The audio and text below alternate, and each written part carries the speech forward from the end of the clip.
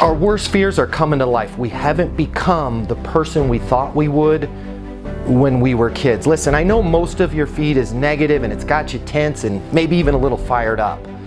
But I just wanted to take a quick second and remind you, those feelings that you had when you were a child, when you were a kid, that you were put here for something special, that you've got something unique to offer the world. Well, guess what? They were true then, and they're true right now. It's not too late for you to achieve even your biggest goals. What might help you is to spend a little bit less time thinking about the negative, thinking about everything that's wrong in the world, and a little bit more time thinking the way you did when you were a kid. What if?